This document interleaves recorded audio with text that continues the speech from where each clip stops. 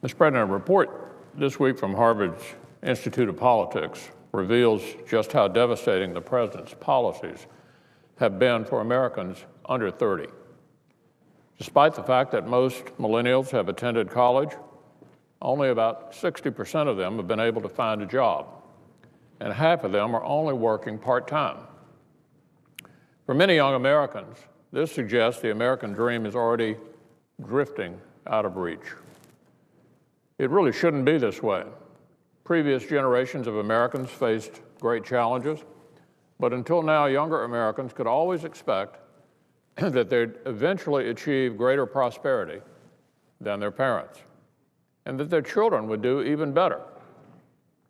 Today, the opposite appears to be the case.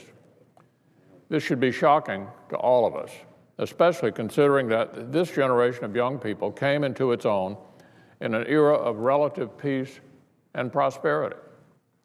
For many of us, just going to college was a pretty big deal. For today's younger generation, it was the obvious next step. Many of us watched our parents save diligently for the simplest of luxuries.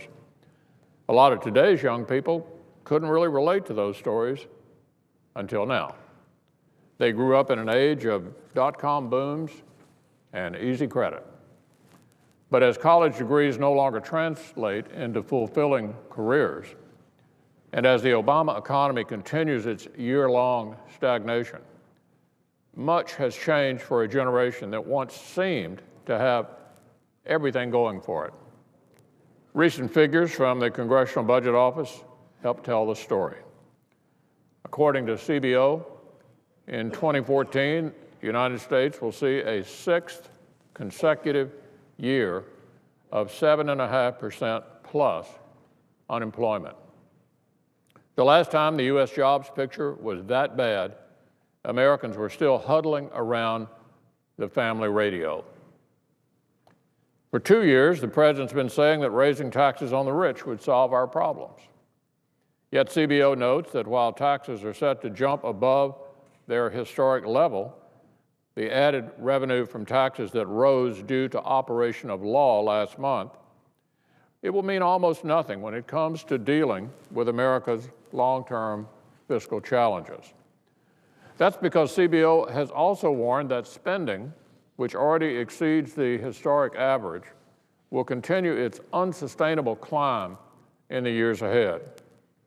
In fact, over the next decade, red ink will spike by trillions to levels unseen in peacetime America. If interest rates go up, as most expect, it will be even harder for young Americans to purchase a home. CBO warns that if interest payments on our debt skyrocket, it will be even more difficult to guarantee the eventual availability of Social Security and Medicare for today's graduates. And if wages fall as a result of the smaller economy that comes from the government's increased debt payments, then we can be quite certain that today's generation will know less prosperity than their parents did. These are just some of the negative consequences of failing to get spending under control. Things are set to get much, much worse unless we act quickly. So, has the White House reached out to Republicans to solve these pressing fiscal and economic challenges? I wish. Instead, has it turned once again to gimmicks and tax hikes that only serve to delay solutions? Earlier this week, the president even proposed more tax hikes to offset a sequester that he himself proposed and that he already signed into law. If he agrees with us that there's a smarter way to make these cuts, he should propose it, not just call on others to act. But I'll tell you this right now, my constituents in Kentucky and the American people will not accept another tax increase to put off a spending cut that the two parties have already agreed to. We've already agreed to cut this much spending. It's the definition of dysfunction that it might not happen. So this morning, I'm again calling on the president and his congressional allies to put politics aside at least for once. The election is over. The time to govern is right now, to make divided government work for the American people who chose it. We owe Americans action, not rhetoric. We owe it to the millions of college graduates out of work. We owe it to the strivers who find themselves still living in their parents' basements.